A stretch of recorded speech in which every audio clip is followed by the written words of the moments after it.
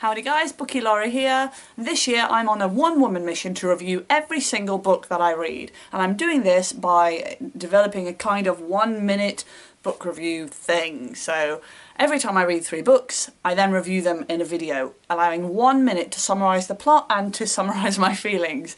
I think I'm doing okay with this. I think it works for me. I think for me, actually long book reviews I get bored by and I waffle too much, and I don't think I actually make any more point, I just ramble more. So we're going to continue with it. I've read 3 more books, so it's time I reviewed them. So the first book that I've read most recently, it was called Immortal Creators. No, Immortal Writers. It's the first book in a trilogy. Immortal Creators is the second one. When I picked this up, I thought it was a sci-fi book because it had a picture of what I consider to be an alien on the front. Turns out that it's not, it's a dragon's eye, and I'm an idiot. So this is actually a fantasy book. The basic premise is that the main character, whose name I can't remember, is an author, and she one day gets sort of kidnapped, for want of a better word, and taken to a place where all these authors, that apparently any author that is really, really good becomes immortal and goes to this castle, and they all live together, and all the characters that they have written on all the worlds that they have created actually turn out to be real. Now unfortunately for her, she's created a big bad guy who can ride dragons and kill people, so she's then got to defeat him. But luckily she has a handsome guy that she's created to help her along the way. This was an okay read for me. Okay, I'm just going to carry on. This was an okay read for me, but it made me realise that I didn't really like fantasy. One thing that I did really like was the fact that actually there were lots of authors living in this castle, like Shakespeare and Tolkien, and just, it was cool. That was a really cool element, but there was love involved, and I don't like to read about love, especially when it's very, very fake. Moving on. The second book I read was Percy Jackson and the Lightning Thief. I've been meaning to read this for absolutely ages and never ever seemed to get around to it, but I finally did.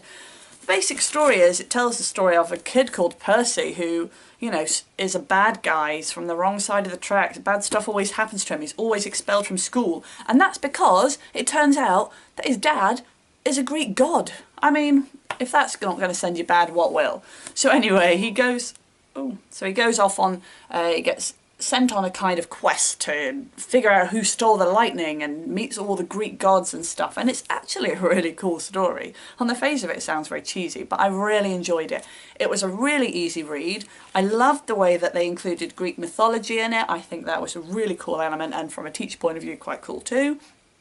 And generally, I just really enjoyed it.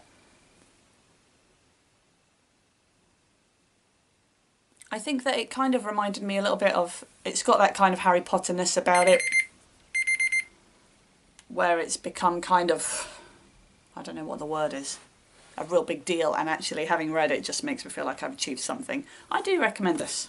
And then the third book which I read was John Ronson's So You've Been Publicly Shamed. Now I listened to this as an audiobook. I don't have great success with audiobooks, but this was probably one of my favourites. It basically, John Ronson is non-fiction. He goes and researches and interviews people who have been publicly shamed, and then he's retelling the story, but also analysing the effect that shame has on people. He looks a lot at stories where people have said something on Twitter that then has gone viral in a negative way, and lots of people react to it, and I found it really interesting. I think that I love his work. I think that he really does explore things in detail and really makes you think, and it made me think about how people treat each other via social media, and actually people get that kind of gang mentality and they all gang up together and behave in a way that they wouldn't in real life, and it really made me think about the individuals behind that, and actually that people do make mistakes and people do say things that aren't what they meant. So although I don't have much success with audiobooks, I think the most success I do have is with John Ronson books, because it's kind of like I'm just listening to an informative, you know, an informative piece in the background while I'm doing other stuff. So yeah. So we've got a paperback, an ebook and an audiobook in this collection, which I think is fab.